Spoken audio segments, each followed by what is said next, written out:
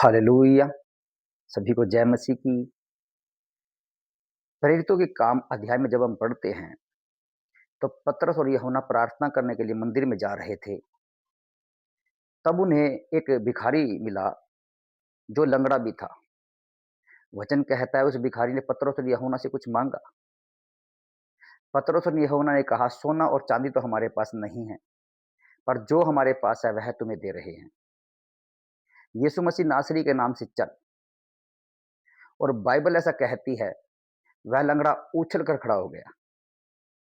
क्या आप जानते हैं, जब पतरस और यूहन्ना ने उसको हाथ दिया, और वह उछल कर खड़ा हो गया। एक बात को हमें यहाँ पर समझना है। वचन कहता है उसने पैसे माँगे थे, क्योंकि वो भिखारी था। हालेलुया! उसका काम डेली का था ये, वहीं पे बैठना था और भीख माँगनी थी, क्योंकि भिखारी था और ऊपर से लंगड़ा था वो। हालेलुया! उसने पैसे माँगे थे, उसने कुछ माँगा था उनसे। उसकी आस थी कुछ, वो मेरे पास आ रहे हैं, मेरी तरफ आ रहे हैं, क्योंकि वो तो मंदिर में प्रार्थना करने जा रहे थे। लेकिन उसको एक आस थी, कोई मेरे पास आ रहे हैं, मुझे कुछ देंगे। हालेलुया! और उन्होंने उसको चंगाई दी। पतरस और यूहन्ना जानते थे इस आदमी की पहली आवश्यकता क्या है, क्योंकि उनको पता था ये भिखारी है, उसकी वो एक ही बात सोचेगा, मेरी आवश्यकता तो ये है, मैंने पैसे माँगने हैं। हालेलुया! अगर इसको हम पैसे देंगे तो वो खत्म हो जाएँगे, कब तक चलेंगे वो? हालेलुया! और फिर वो भीख माँगेगा। इससे बेहतर है कि हम इसे प्रार्थना से चंगा करें, ताकि ये खड़ा हो जाए और कुछ काम करे और खुद कमाए। हालेलुया! कई बार हमें लगता है हमारी पहली ज़रूरत बड़ा घर, पैसा, गाड़ी, यही सब है। पर विश्वास कीजिए, हमारी सबसे पहली आवश्यकता यह नहीं है, परंतु यह है कि हम पवित्र आत्मा से परिपूर्ण रहें। क्योंकि पवित्र आत्मा से परिपूर्ण वही व्यक्ति रहता है जो परमेश्वर के साथ चलता है। और जो पवित्र आत्मा से परिपूर्ण होता है वह व्यक्ति आनंद और शांति से भरा हुआ रहता है, और वो हमेशा हर जगह पर खुश रहता है। हालेलुया! अपनी आवश्यकता को पहचानिए आप, अपनी पहली ज़रूरत को पहचानिए। आपकी पहली ज़रूरत क्या है? आपकी पहली ज़रूरत पवित्र आत्मा से परिपूर्ण होना है।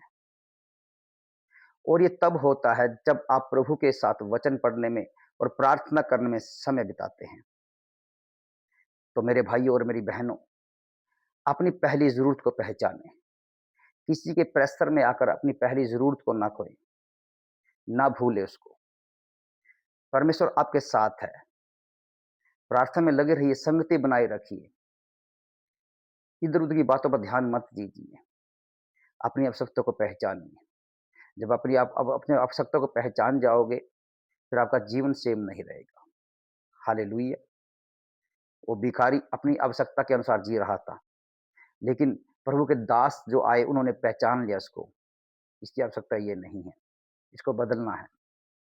और उन्होंने प्रार्थना की और वो उसी घड़ी उछल कर खड़ा हो गया, चंगा हो गया वो। हालेलुया! तो उसी तरह से आप भी अपने माइंड, अपने दिल को चेंज करें और परमेश्वर की ओर ध्यान लगाएँ अपना। आप हर हिस्से में खड़े हो जाओगे। कोई मरी हुई चीज़ आपका हिस्सा नहीं होगी। हालेलुया! विश्वास रखिए, परमेश्वर आपके साथ है। आप कमेंट बॉक्स में अपनी प्रार्थना रिक्वेस्ट डाल सकते हो। मैं आपके लिए ज़रूर प्रार्थना करूँगा। आपके घर में बेबी नहीं हो रहे हैं तो वो मर रहे हैं, हॉस्पिटल में लोग पड़े हैं। आप कोई भी प्रार्थना रिक्वेस्ट डालिए। आप प्रार्थना रिक्वेस्ट नहीं डालने को मिलना है तो मिलने के लिए लिख डाल सकते हो आप।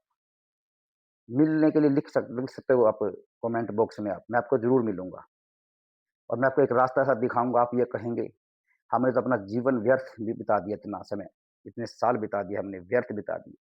जब आप उसकी हज़ूरी में आओगे तो आप सेम नहीं रहोगे। हालेलुया! तो अपनी आवश्यकता को पहचानिए, ज़रूरतों को पहचानिए, पवित्र आत्मा से परिपूर्ण रहिए। परमेश्वर आपके साथ है। God bless you. सबको जय मसीह की।